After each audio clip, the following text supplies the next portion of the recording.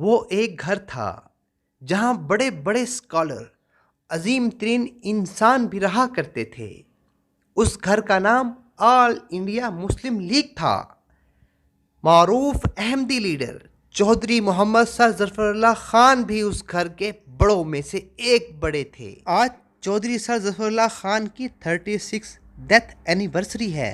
1 सितंबर 1985 को वो लाहौर में थे कि 92 साल की उम्र में इस दुनिया से चले गए। कायदे आज़म मिस्टर जिन्नाह का कोई सगा बेटा नहीं था, लेकिन वो चौधरी सर जफरुल्लाह खान को अपना बेटा क्यों कहते थे? पाकिस्तान बनाने के लिए चौधरी सर जफरुल्लाह खान की क्या खिदमत थीं? पाकिस्तान बनने के बाद इन्होंने कश्मीर, फ़लस्तीन और पाकिस्तान को दुनिया भर में इज्जत दिलाने के लिए क्या कारनामे दिखाए? और वो ऐसा कौन सा रिकॉर्ड है जो आज भी दुनिया भर में चौधरी मोहम्मद सर जफरुल्लाह खान की वजह से सिर्फ पाकिस्तान के ही पास है? आज हम इस पर बात करेंगे। मेरा नाम सज्जाद पीरज़ादा है और आप देख रहे हैं सज्जाद पीरज़ादा यूट्यूब चैनल को सब्सक्राइब करके बेल ज़रूर प्रेस करके वापस आइए ताकि हर प्रोग्राम का नोटिफिकेशन आप तक पहुंच सके।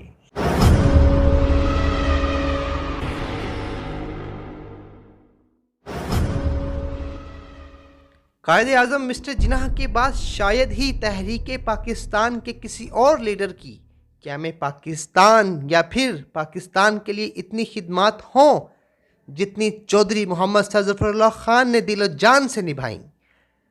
चौधरी मोहम्मद सर जफरुल्लाह खान जब 1930 में ऑल इंडिया मुस्लिम लीग के सदर बने तो इसके बाद इन्होंने लंदन में तीनों गोल मेज कॉन्फ्रेंस में हिंदुस्तान के मुसलमानों की नुमाइंदगी की और वहाँ हिंदुस्तान के तमाम मुसलमानों को हकूक़ दिलाने के लिए ऐसी तारीखी वकालत की जिससे खुश होकर कायदे आज़म ने सर जफरुल्लाह को अपना बेटा कहा।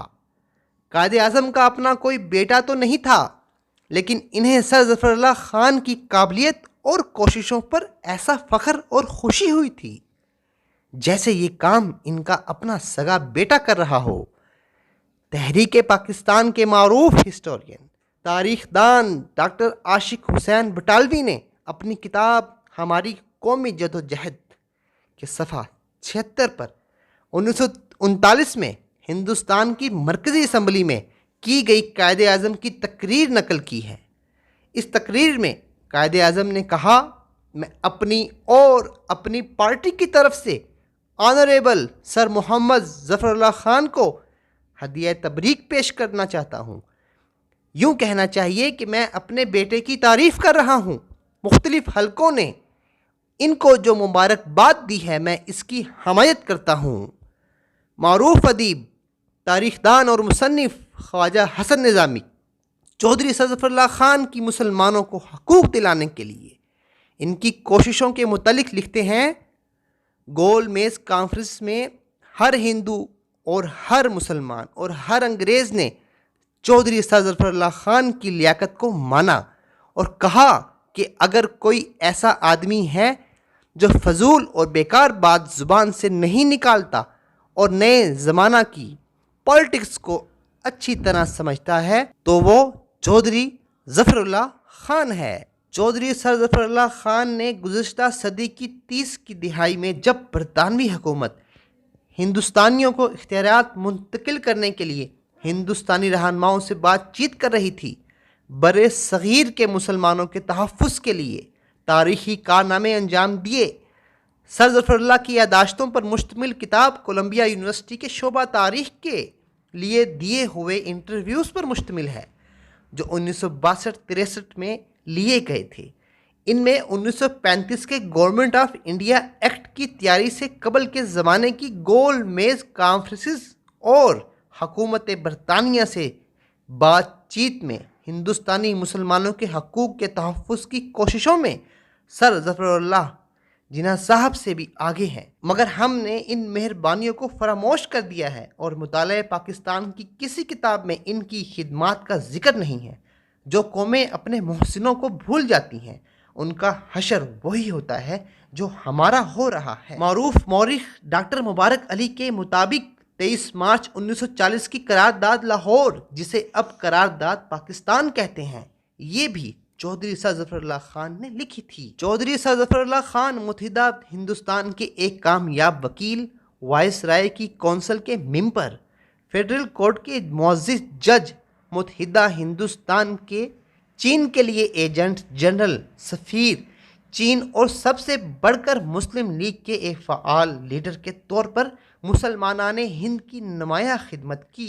जब पंजाब पाकिस्तान की हदूद से निकलता नजर आ रहा था, जब पंजाब की तकसीम के लिए अंग्रेज़ ने लाहौर हाई कोर्ट में बाउंड्री कमीशन बनाया, तो कायदे आज़म ने इस बाउंड्री कमीशन की अदालत में पंजाब पाकिस्तान में हासिल कराने के लिए मुस्लिम लीग का मुकदमा लड़ने के लिए चौधरी सर ज़फ़रुल्लाह खान का ही इंतखाब किया था। चौधरी मोहम्मद ज़फ़रुल्लाह खान उस वक्त नवाब ऑफ भोपाल के मशीर थे।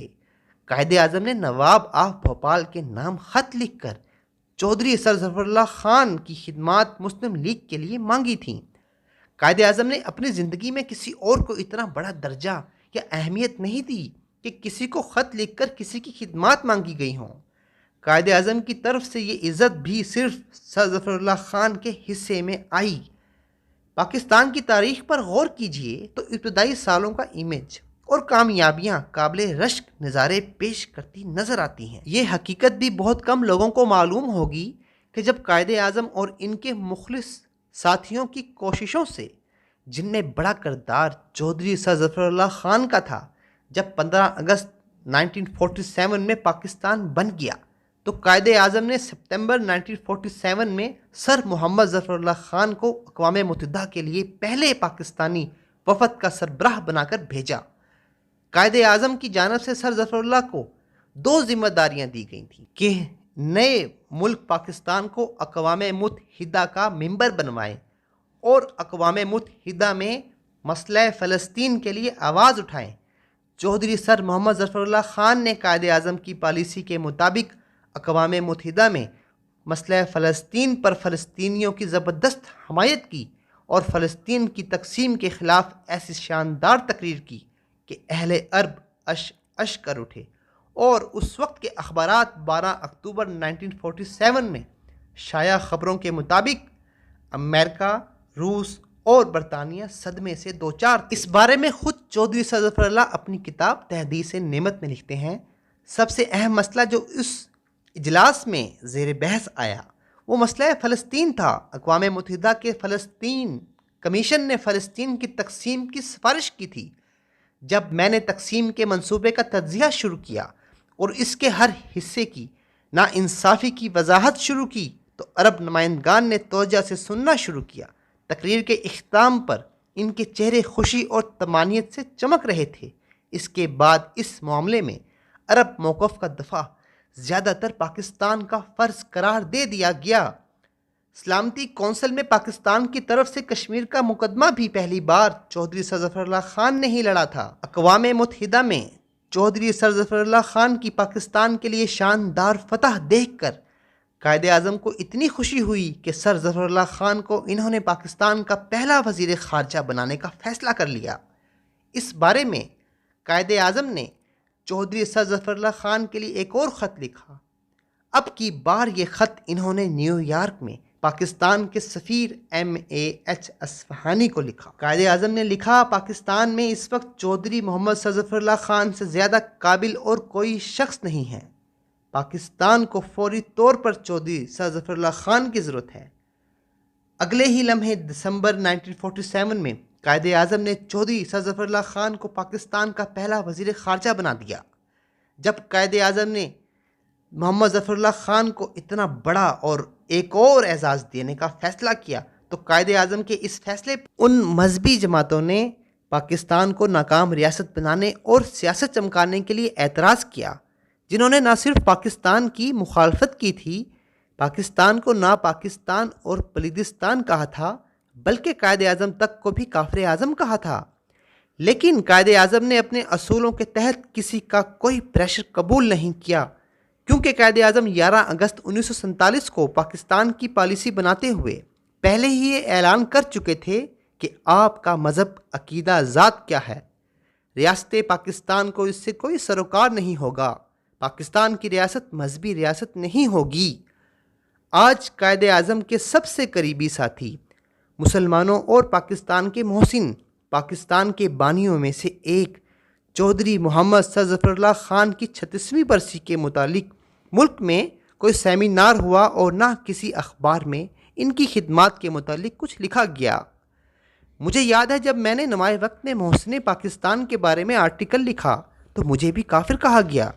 जो कौमें अपने मोहसिनों को भूल जाती हैं उनका हशर ऐसा होता है जैसा मजमूई तौर पर आज हम पाकिस्तानियों का हो रहा है। हालांकि ये एजाज़ भी सिर्फ चौधरी सर ज़फ़रुल्लाह ख़ान की वजह से ही पाकिस्तान के पास है कि पाकिस्तान यूनाइटेड नेशन की जनरल असम्बली का सदर बना और इंटरनेशनल कोर्ट ऑफ जस्टिस यानी आलमी अदालत का भी सदर बना।